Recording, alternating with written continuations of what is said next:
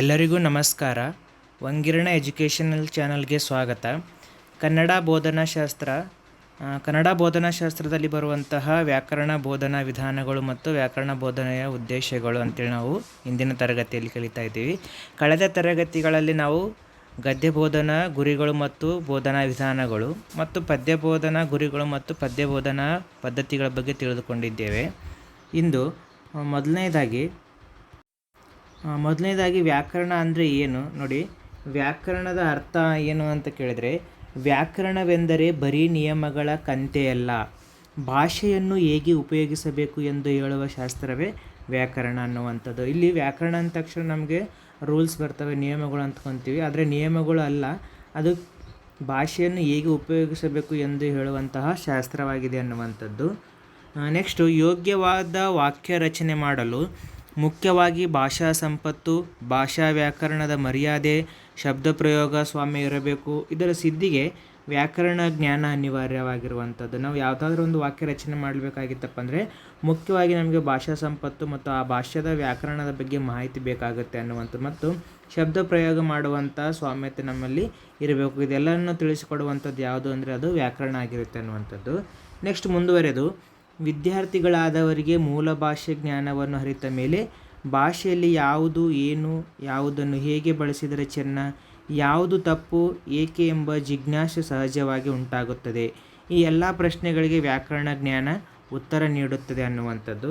Next ಮುಂದುವರೆದು, ವ್ಯಾಕರಣದ ಅಭ್ಯಾಸದಿಂದ ಹೆಚ್ಚಿನ ಮಟ್ಟಿನ ಖಚಿತತೆ ಸ್ಫುಟತೆಗಳಿಂದ ಒಡಗೂಡಿದ ಭಾಷೆಯನ್ನು ಬಳಸಲು ಸಾಧ್ಯ. ನೋಡಿ, ವ್ಯಾಕರಣದ ಅಭ್ಯಾಸದಿಂದ ಏನಾಗುತ್ತೆ ಅಂದರೆ ಹೆಚ್ಚಿನ ಮಟ್ಟದ ಖಚಿತತೆ ಇಲ್ಲಿ ಇರುತ್ತೆ ಅನ್ನುವಂಥದ್ದು. ನೆಕ್ಸ್ಟ್ ಮುಂದುವರೆದು, ವ್ಯಾಕರಣದ ಪರಿಭಾಷೆ ಕಲಿಯುವುದರಿಂದ ವ್ಯಾಕರಣ ಕಲಿಕೆ ಸಮರ್ಪಕವಾಗುವುದಿಲ್ಲ. ವ್ಯಾಕರಣ ಪ್ರಕ್ರಿಯೆಗಳನ್ನು ಅರಿತು ಸಮಯೋಚಿತವಾಗಿ ಬಳಸುವುದೇ ಮುಖ್ಯ. ನೋಡಿ, ಕೇವಲ ನಾವು ವ್ಯಾಕರಣದ ಪರಿಭಾಷೆಗಳನ್ನು ಕಲಿಯುವುದರಿಂದ ವ್ಯಾಕರಣ ಕಲಿಕೆ ಅನ್ನುವಂಥದ್ದು ಸಮರ್ಪಕವಾಗಿರುವುದಿಲ್ಲ. ಆ ವ್ಯಾಕರಣ ಪ್ರಕ್ರಿಯೆಗಳನ್ನು ಸಂದರ್ಭೋಚಿತವಾಗಿ ನಾವು ಸಮಯೋಚಿತವಾಗಿ ಬಳಸುವುದನ್ನೇ ನಾವು ಇಲ್ಲಿ ಮುಖ್ಯವಾಗಿರುತ್ತೆ ಅನ್ನುವಂಥದ್ದು. ನೆಕ್ಸ್ಟ್ ಮುಂದುವರೆದು, ಈ ವ್ಯಾಕರಣ ಬೋಧನೆಯ ಉದ್ದೇಶಗಳು ಯಾವ್ಯಾವ ಅದಾವ? ಮೊದಲನೇದಾಗಿ ನೋಡಿ ಏನಿದೆ, ವಾಕ್ಯ ರಚನಾ ಸ್ವರೂಪವನ್ನು ತಿಳಿಯುವುದು. ನಾವು ವಾಕ್ಯವನ್ನು ಯಾವ ರೀತಿಯಾಗಿ ರಚನೆ ಮಾಡಬೇಕು ಅನ್ನುವಂಥದ್ದು, ಕರ್ತೃ ಎಲ್ಲಿ ಬರಬೇಕು, ಕರ್ಮಪದ, ಕ್ರಿಯಾಪದ ಯಾವ ರೀತಿಯಾಗಿ ಬರಬೇಕು ಅನ್ನುವಂಥದ್ದು ಈ ಬೋಧನಾ ಉದ್ದೇಶದಲ್ಲಿ, ವ್ಯಾಕರಣ ಬೋಧನಾ ಉದ್ದೇಶದಲ್ಲಿ ನಾವು ತಿಳಿತೀವಿ ಅನ್ನುವಂಥದ್ದು. ನೆಕ್ಸ್ಟ್ ಮುಂದುವರೆದು, ಪದಗಳ ಗ್ರಹಿಕೆ, ಅರ್ಥಕ್ಕೆ ಅನುಸಾರವಾಗಿ ಬಿಡಿಸುವ, ಕೂಡಿಸುವ ಸಾಮರ್ಥ್ಯ ಬೆಳೆಸುವುದು. ಯಾವ ಪದಗಳಲ್ಲಿರುವಂತಹ ಅರ್ಥ ಮತ್ತು ಯಾವುದಾದ್ರೂ ಪದಗಳ ಸಂಧಿ ಸಮಾಸದಲ್ಲಿ ಬಿಡಿಸುವಂತಹ ಮತ್ತು ಕೂಡಿಸುವಂತಹ ಸಾಮರ್ಥ್ಯ ಇದು ಬೆಳೆಸುತ್ತೆ ಅನ್ನುವಂಥದ್ದು. ನೆಕ್ಸ್ಟ್ ಮುಂದುವರೆದು, ಮಾತು, ಸಂಭಾಷಣೆ, ಓದು, ಬರಹ, ಉತ್ತರಿಸುವಿಕೆಯಲ್ಲಿ ಅರ್ಥಪೂರ್ಣ ವಾಕ್ಯಗಳನ್ನು ಬಳಸುವುದು. ನಾವು ಆಡುವಂಥ ಮಾತುಗಳಾಗಿರ್ಬೋದು, ನಾವು ಇನ್ನೊಬ್ಬರ ಜೊತೆ ನಡೆಸುವಂಥ ಸಂಭಾಷಣೆ ಆಗಿರ್ಬೋದು, ಮತ್ತು ನಮ್ಮ ಓದು, ಬರಹ ಮತ್ತು ಉತ್ತರಿಸುವಿಕೆಯಲ್ಲಿ ಅರ್ಥಪೂರ್ಣ ವಾಕ್ಯಗಳನ್ನು ನಾವು ಬಳಸಬೇಕಾಗತ್ತೆ ಅನ್ನುವಂಥದ್ದು. ಎಲ್ಲ ಬಳಸುವಿಕೆಯನ್ನು ತಿಳಿಸಿಕೊಡುವಂಥದ್ದು ಯಾವುದು ಅಂತಂದರೆ ವ್ಯಾಕರಣ ಬೋಧನೆ ಅನ್ನುವಂಥದ್ದು. ನೆಕ್ಸ್ಟ್ ಮುಂದುವರೆದು, ವರ್ಣಗಳ ವಿನ್ಯಾಸ ಗುರುತಿಸಿ ಕಾಗುಣಿತ ಸ್ಪಷ್ಟ ಅರಿವನ್ನು ಪಡೆಯುವುದು. ಇಲ್ಲಿ ವರ್ಣಗಳ ವಿನ್ಯಾಸವನ್ನು ನಾವಿಲ್ಲಿ ಮುಖ್ಯವಾಗಿ ತಿಳಿತೀವಿ ಅನ್ನುವಂಥದ್ದು. ಅವುಗಳ ಕ್ರಮಗಳ ಅನುಗುಣವಾಗಿ ನಾವು ಕಾಗುಣಿತಗಳನ್ನು ಸ್ಪಷ್ಟವಾಗಿ ಅರಿತೀವಿ ಅನ್ನುವಂಥದ್ದು. ನೆಕ್ಸ್ಟ್ ಮುಂದುವರೆದು, ವಿವರಣೆ ನಿರೂಪಣೆಗಳ ತಂತ್ರಗಳನ್ನು ಬಳಸುವುದು. ವಿವರಣೆಗಳನ್ನು ಯಾವ ರೀತಿಯಾಗಿ ನಾವು ಬಳಕೆ ಮಾಡಬೇಕು ಅನ್ನುವಂಥದ್ದು ಈ ವ್ಯಾಕರಣ ಬೋಧನೆಯಿಂದ ನಾವು ಅರಿತೀವಿ ಅನ್ನುವಂಥದ್ದು. ಆರನೇದಾಗಿ, ಉತ್ತಮ ಶೈಲಿಯ ಪರಿಚಯ ಹೊಂದಿ ಉತ್ತಮ ವಾಕ್ಯ ರಚನಾ ಕೌಶಲ್ಯ ಹೊಂದುವುದು. ನಾವು ಈ ಉತ್ತಮ ವಾಕ್ಯ ರಚನೆಯನ್ನು ಕೂಡ ನಾವು ವ್ಯಾಕರಣ ಬೋಧನೆ ಉದ್ದೇಶದಿಂದ ಕಲಿತೀವಿ ಅನ್ನುವಂಥದ್ದು. ಸೃಜನಶೀಲ ಸಾಮರ್ಥ್ಯವನ್ನು ಹೊಂದುವುದು. ಹೊಸತನವನ್ನು ನಾವು ಮಕ್ಕಳಲ್ಲಿ ಇದರಿಂದ ವ್ಯಾಕರಣ ಬೋಧನೆಯಿಂದ ಮೂಡಿಸ್ಬೋದು ಅನ್ನುವಂಥದ್ದು. ಎಂಟನೇದಾಗಿ, ಆಡು ಭಾಷೆಗೂ ಲಿಖಿತ ಭಾಷೆ ಇರುವ ವ್ಯತ್ಯಾಸ ತಿಳಿಯುವುದು. ನಾವು ಆಡುವಂಥ ಭಾಷೆ ಯಾವ ರೀತಿಯಾಗಿರುತ್ತೆ ಮತ್ತು ಗ್ರಾಂಥಿಕ ಅಂತ ಹೇಳ್ತೀವಿ ನಾವು, ಗ್ರಂಥಸ್ಥ ಭಾಷೆ ಕೂಡ ಯಾವ ರೀತಿಯಾಗಿರುತ್ತೆ, ಲಿಖಿತ ಭಾಷೆಗಿರುವಂಥ ವ್ಯತ್ಯಾಸವನ್ನು ನಾವು ವ್ಯಾಕರಣದಿಂದ ಮಗುವಿಗೆ ತಿಳಿಸ್ಬೇಕಾಗುತ್ತೆ ಅನ್ನುವಂಥದ್ದು. ಇದು ಕೂಡ ಒಂದು ಮುಖ್ಯವಾಗಿರುವಂಥ ಉದ್ದೇಶವಾಗಿದೆ. ನೆಕ್ಸ್ಟ್ ಒಂಬತ್ತನೇದಾಗಿ ವಾಕ್ಯಗಳನ್ನು ಸಂಯೋಜಿಸುವ ಮತ್ತು ಪ್ರತ್ಯೇಕಿಸುವ ಸಾಮರ್ಥ್ಯವನ್ನು ಬೆಳೆಸುವುದು. ಇಲ್ಲಿ ಮಗುವಿನಲ್ಲಿ ನಾವು ವಾಕ್ಯಗಳನ್ನು ಯಾವ ರೀತಿಯಾಗಿ ಕೂಡಿಸ್ಬೇಕು ಮತ್ತು ಅವುಗಳನ್ನು ಪ್ರತ್ಯೇಕವಾಗಿ ಯಾವ ರೀತಿಯಾಗಿ ಮಾಡಬೇಕು ಅನ್ನುವಂಥದ್ದು ವ್ಯಾಕರಣ ಬೋಧನೆಯಿಂದ ನಾವು ತಿಳಿತೀವಿ ಅನ್ನುವಂಥದ್ದು. ಹತ್ತನೇದಾಗಿ, ಉಚ್ಚಾರ ಶುದ್ಧತೆಯನ್ನು ಕಲಿಸುವುದು. ಉಚ್ಚಾರ ಮತ್ತು ಅಲ್ಪಪ್ರಾಣ ಯಾವುದು, ಮಹಾಪ್ರಾಣಗಳು ಯಾವುದು, ದೀರ್ಘಾಕ್ಷರ, ಸ್ವರಾಕ್ಷರಗಳು ಯಾವುವು ಅನ್ನುವಂಥ ಋಸು ಅಕ್ಷರಗಳ ನಡುವೆ ನಾವು ಸಂಬಂಧಗಳನ್ನು ಗುರುತಿಸಿ ಯಾವ ರೀತಿಯಾಗಿ ಉಚ್ಚಾರಣೆ ಮಾಡಬೇಕು ಅನ್ನುವಂಥದ್ದು ಮಗುವಿಗೆ ಸ್ಪಷ್ಟವಾಗಿ ತಿಳಿಸ್ಬೇಕಾಗತ್ತೆ ಅನ್ನುವಂಥದ್ದು. ನೆಕ್ಸ್ಟ್ ಮುಂದುವರೆದು, ಭಾಳಷ್ಟು ಇಂಪಾರ್ಟೆಂಟ್ ಆಗಿರುವಂಥದ್ದು ಟಾಪಿಕ್ ಯಾವುದು ಅಂತಂದರೆ ವ್ಯಾಕರಣ ಬೋಧನಾ ವಿಧಾನಗಳು ಯಾವ್ಯಾವು, ಅಂದರೆ ಈ ವ್ಯಾಕರಣ ಬೋಧನೆ ಮಾಡಲಿಕ್ಕಿರುವಂತಹ ವಿಧಾನಗಳು ಯಾವ್ಯಾವು, ಪದ್ಧತಿಗಳು ಯಾವುವು ಅಂತೇಳಿ ಕೇಳ್ತಾರೆ. ಇವುಗಳ ಮೇಲೆ ಪ್ರಶ್ನೆ ಖಂಡಿತ ಇರುತ್ತೆ ನೋಡಿ. ಮೊದಲನೇದಾಗಿ ಯಾವುದು ಅಂದರೆ ಸಾಂಪ್ರದಾಯಿಕ ವ್ಯಾಕರಣ ಅನ್ನುವಂಥದ್ದು. ಈ ಸಾಂಪ್ರದಾಯಿಕ ವ್ಯಾಕರಣ ಬೋಧನಾ ಪದ್ಧತಿಯು ವ್ಯಾಕರಣ ಬೋಧನಾ ಪದ್ಧತಿಯಲ್ಲಿ ಬರುವಂತಹ ಮೊದಲನೆಯ ಒಂದು ನಿಯಮ ಅಥವಾ ವಿಧಾನವಾಗಿದೆ ನೋಡಿ. ಹಾಗಂದರೆ ಏನು ಅಂದರೆ ವ್ಯಾಕರಣದ ನಿಯಮಗಳನ್ನು ಬೋಧಿಸಿ ಅದರಲ್ಲಿ ಪರಿಣತಿ ಪಡೆಯುವಂತೆ ಮಾಡಿದ ನಂತರ ಭಾಷೆಯ ಪ್ರಯೋಗವನ್ನು ಕಲಿಯುವುದೇ ಸಾಂಪ್ರದಾಯಿಕ ವ್ಯಾಕರಣ. ಈ ಸಾಂಪ್ರದಾಯಿಕ ವ್ಯಾಕರಣ ಏನು ಹೇಳುತ್ತಂದರೆ ಮೊದಲು ಮಗುವಿಗೆ ನಾವು ವ್ಯಾಕರಣವನ್ನು ಕಲಿಸಬೇಕು. ವ್ಯಾಕರಣವನ್ನು ಕಲಿಸಿದ ನಂತರ ಅದರಲ್ಲಿ ಮಗು ಪರಿಣಿತಿಯನ್ನು ಪಡ್ಕೊಳ್ತು ಅಂತಂದರೆ ಅನಂತರ ನಾವು ಭಾಷೆಯ ಒಂದು ಪಾಠಗಳನ್ನು ನಾವು ಮಾಡಬೇಕು ಅನ್ನುವಂಥದ್ದು ಈ ಸಾಂಪ್ರದಾಯಿಕ ವ್ಯಾಕರಣ ಪದ್ಧತಿ ಹೇಳುತ್ತೆ ಅನ್ನುವಂಥದ್ದು. ನೆಕ್ಸ್ಟು ಇದನ್ನು ಶಾಸ್ತ್ರೀಯ ವ್ಯಾಕರಣ ವಿಧಾನ ಎಂದು ಕರೆಯುತ್ತಾರೆ. ಸಾಂಪ್ರದಾಯಿಕ ವ್ಯಾಕರಣ ಪದ್ಧತಿಯನ್ನು ಶಾಸ್ತ್ರೀಯ ವ್ಯಾಕರಣ ವಿಧಾನ ಎಂದು ಕೂಡ ಕರೆಯುತ್ತಾರೆ. ಪ್ರಶ್ನೆ ಆಗುವಂಥ ಸಂಭವ ಇದೆ ನೋಡಿ. ಯಾವ ವ್ಯಾಕರಣ ಪದ್ಧತಿಯನ್ನು ಶಾಸ್ತ್ರೀಯ ವ್ಯಾಕರಣ ವಿಧಾನ ಎಂದು ಕರೆಯುತ್ತಾರೆ ಅನ್ನುವಂಥದ್ದು. ನೆಕ್ಸ್ಟ್ ಮುಂದುವರೆದು ಈ ಪದ್ಧತಿಯಲ್ಲಿ ವ್ಯಾಕರಣವನ್ನು ಪ್ರತ್ಯೇಕವಾಗಿ ಬೋಧನೆ ಮಾಡಲಾಗುತ್ತದೆ. ನಾನು ಆವಾಗಲೇ ಹೇಳಿದೆ ಏನು, ಇಲ್ಲಿ ಮೊದಲು ನಾವು ವ್ಯಾಕರಣದ ನಿಯಮ ಏನೇನದ ವ್ಯಾಕರಣ ಅಂಶಗಳನ್ನು ತಿಳಿದು ನಂತರ ಪಾಠಕ್ಕೆ ಹೋಗ್ತೀವಿ ಅನ್ನುವಂಥದ್ದು. ಇಲ್ಲಿ ವ್ಯಾಕರಣದ ಅಂಶಗಳನ್ನು ಅಥವಾ ವ್ಯಾಕರಣವನ್ನು ಏನಾಗುತ್ತೆ ಅಂದರೆ ಪ್ರತ್ಯೇಕವಾಗಿ ಬೋಧನೆ ಮಾಡಲ್ಲ, ಪಾಠದ ಜೊತೆಗೆ ಇಲ್ಲಿ ಬೋಧನೆ ಮಾಡೋದಿಲ್ಲ ಅನ್ನುವಂಥದ್ದು. ಇಲ್ಲಿ ಇದು ಇಂಪಾರ್ಟೆಂಟ್ ಆಗಿರುವಂಥ ಲೈನ್ ನೋಡಿ. ಪ್ರಶ್ನೆ ಆಗುವಂತಹ ಚಾನ್ಸಸ್ ಇದೆ. ವ್ಯಾಕರಣವನ್ನು ಪ್ರತ್ಯೇಕವಾಗಿ ಬೋಧನೆ ಮಾಡುವಂಥ ವ್ಯಾಕರಣ ಬೋಧನಾ ವಿಧಾನ ಯಾವುದು ಅಂತೇಳಿ ಕೇಳುವಂತಹ ಸಂಭವ ಇರುತ್ತೆ. ನೆಕ್ಸ್ಟು ಈ ಬೋಧನಾ ಪದ್ಧತಿಯ ಪ್ರಕಾರ ಮಕ್ಕಳು ಭಾಷೆಯನ್ನು ಕಲಿಯುವ ಮೊದಲೇ ವ್ಯಾಕರಣವನ್ನು ಕಲಿಯಬೇಕು. ಭಾಷೆಯನ್ನು ಕಲಿಯೋಕ್ಕಿಂತ ಮೊದಲೇ ವ್ಯಾಕರಣವನ್ನು ಮಗು ಇಲ್ಲಿ ಕಲಿಯುತ್ತಾರೆ ಅನ್ನುವಂಥದ್ದು. ಹಾಗಾದರೆ ಈ ಸಾಂಪ್ರದಾಯಿಕ ವ್ಯಾಕರಣ ಪದ್ಧತಿಯ ಅನುಕೂಲಗಳು ಏನೇನದವ ನೋಡಿ. ಮೊದಲನೇದಾಗಿ ವ್ಯಾಕರಣ ಬೋಧನೆಯನ್ನು ನಿರಂತರವಾಗಿ ತಿಳಿಯಬಹುದು. ಮೊದಲಿಗೆ ನಾವು ಪ್ರತ್ಯೇಕವಾಗಿ ಬೋಧನೆ ಮಾಡೋದರಿಂದ ಕಂಟಿನ್ಯೂಯಸ್ ಆಗಿ ಮಗುವಿಗೆ ವ್ಯಾಕರಣದ ನಿಯಮಗಳನ್ನು ವ್ಯಾಕರಣದ ಅಂಶಗಳನ್ನು ಮಗುವಿಗೆ ತಿಳಿಸ್ಬೋದು ಅನ್ನುವಂಥದ್ದು. ಎರಡನೇದಾಗಿ ಈ ವಿಧಾನದಿಂದ ಮಕ್ಕಳು ಓದು ಮತ್ತು ಬರಹವನ್ನು ಕಲಿಯಬಹುದು. ಮಗುವಿನಲ್ಲಿ ವ್ಯಾಕರಣದಿಂದ ಓದು ಮತ್ತು ಬರಹವನ್ನು ಕಲಿಯುತ್ತೆ ಅನ್ನುವಂಥದ್ದು. ಮೂರನೇದಾಗಿ ಈ ವಿಧಾನದಿಂದ ಮಕ್ಕಳು ವಿಷಯ ವಸ್ತುವನ್ನು ಸುಲಭವಾಗಿ ಅರಿತುಕೊಳ್ಳಬಹುದು. ಈ ಒಂದು ವಿಧಾನದಿಂದ ಮಗುವಿನಲ್ಲಿ ವಿಷಯ ವಸ್ತುವನ್ನು ಸುಲಭವಾಗಿ ಅರಿತುಕೊಳ್ಳಲಿಕ್ಕೆ ಸಹಾಯ ಆಗುತ್ತೆ ಅನ್ನುವಂಥದ್ದು. ಎರಡನೇದಾಗಿ ಭಾಳಷ್ಟು ಇಂಪಾರ್ಟೆಂಟ್ ಆಗಿರುವಂಥ ಪದ್ಧತಿ ಯಾವುದಂದರೆ ಕ್ರಿಯಾತ್ಮಕ ವ್ಯಾಕರಣ ಪದ್ಧತಿ ಅನ್ನುವಂಥದ್ದು.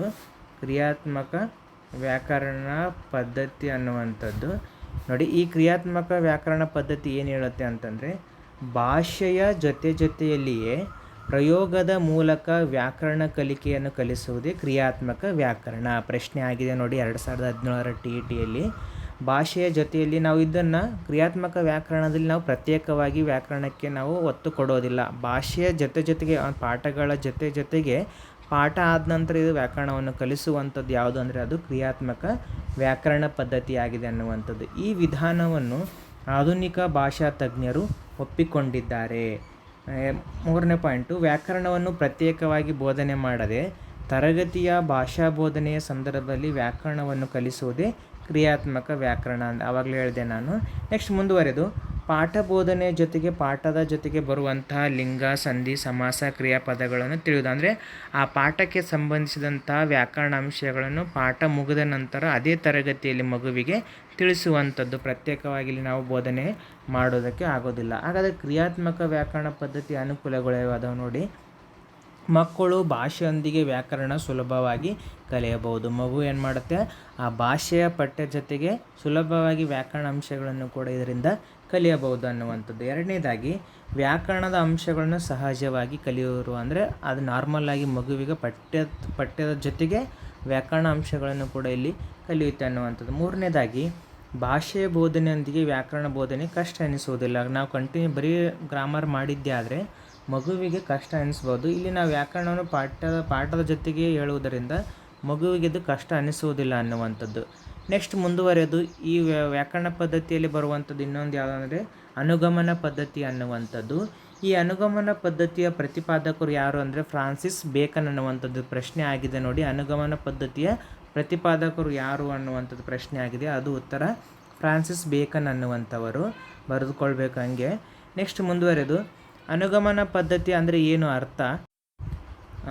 ಮೊದಲು ವಿದ್ಯಾರ್ಥಿಗಳಿಂದ ಉದಾಹರಣೆಗಳನ್ನು ಸಂಗ್ರಹಿಸಿ ಆ ಉದಾಹರಣಾ ಪದಗಳ ರಚನೆಯ ಮೇಲೆ ವಿಶ್ಲೇಷಣೆ ಪ್ರಶ್ನೆಗಳನ್ನು ಹಾಕಿ ಅಡಗಿರುವ ನಿಯಮವನ್ನು ವಿದ್ಯಾರ್ಥಿಗಳೇ ನಿರೂಪಿಸುವಂತೆ ಮಾಡುವುದೇ ನಿಗಮನ. ಈ ಒಂದು ಅನುಗಮನ ಪದ್ಧತಿಯಲ್ಲಿ ಏನು ಹೇಳ್ತೀವಿ ಅಂತಂದರೆ, ಮಗುವಿಗೆ ಮೊದಲು ಉದಾಹರಣೆಗಳನ್ನು ಸಂಗ್ರಹಣೆ ಮಾಡಲಿಕ್ಕೆ ನಾವು ಅವಕಾಶ ಮಾಡಿಕೊಡ್ಬೇಕು. ಆ ಉದಾಹರಣೆಗೆ ಸಂಬಂಧಪಟ್ಟಂಗೆ ಆ ಉದಾಹರಣೆಗಳು ವಿಶ್ಲೇಷಣೆ ಮಾಡಿ ಅವುಗಳಿಗೆ ಆನಂತರ ಪ್ರಶ್ನೆಗಳನ್ನು ಹಾಕಬೇಕು ಅನ್ನುವಂಥ, ಅನಂತರ ಆ ಪ್ರಶ್ನೆಗಳನ್ನು ನಿರೂಪಣೆ ಮಾಡುವಂಥದ್ದು ಯಾವುದಂದರೆ ಅದು ಅನುಗಮನ ಪದ್ಧತಿಯಾಗಿದೆ ಅನ್ನುವಂಥದ್ದು. ಈ ಅನುಗಮನ ಪದ್ಧತಿ ಒಳಗೊಂಡಿರುವಂತಹ ತತ್ವಗಳು ಯಾವ್ಯಾವ ಅದಾವ ನೋಡಿ, ಇವುಗಳ ಮೇಲೆ ಪ್ರಶ್ನೆ ಇದ್ದೇ ಇರುತ್ತೆ. ಕಂಪಲ್ಸರಿಯಾಗಿ TET ಮತ್ತು CETಯಲ್ಲಿ ಕೇಳಿದ್ದಾರೆ ಕೂಡ. ಮೊದಲನೇದು ಯಾವುದು ಅಂತಂದರೆ ಉದಾಹರಣೆಗಳಿಂದ ಸಾಮಾನ್ಯ ನಿಯಮದ ಕಡೆಗೆ, ಎರಡನೇದಾಗಿ ನಿರ್ದಿಷ್ಟತೆಯಿಂದ ಸಾಮಾನ್ಯದ ಕಡೆಗೆ, ಮೂರನೇದಾಗಿ ಮೂರ್ತದಿಂದ ಅಮೂರ್ತದೆಡೆಗೆ, ನಾಲ್ಕನೇದಾಗಿ ಸರಳತೆಯಿಂದ ಸಮನ್ವಯದ ಕಡೆಗೆ, ಐದನೇದಾಗಿ ಸುಲಭದಿಂದ ಸಂಕೀರ್ಣದೆಡೆಗೆ, ಆರನೇದಾಗಿ ಗೊತ್ತಿರುವುದರಿಂದ ಗೊತ್ತಿಲ್ಲದೆಡೆಗೆ. ಅಲ್ಲಿ ಪ್ರಶ್ನೆ ಯಾವ ರೀತಿ ಆಗ್ಬೋದು ಅಂದರೆ, ಮೂರ್ತದಿಂದ ಅಮೂರ್ತದೆಡೆಗೆ ಅನ್ನುವಂಥದ್ದು ಯಾವ ಪದ್ಧತಿಯ ಒಂದು ತತ್ವವಾಗಿದೆ ಅನ್ನುವಂಥದ್ದು ಈ ರೀತಿಯಾಗಿ ಕೇಳುವಂತಹ ಸಂಭವ ಇದೆ. ಮುಂದುವರೆದು ಈ ಅನುಗಮನ ಪದ್ಧತಿಯ ಹಂತಗಳು ಯಾವ್ಯಾವ ಅದಾವ ನೋಡಿ. ಮೊದಲನೇದಾಗಿ ಉದಾಹರಣೆಗಳನ್ನು ಸಂಗ್ರಹ ಮಾಡುವಂಥದ್ದು.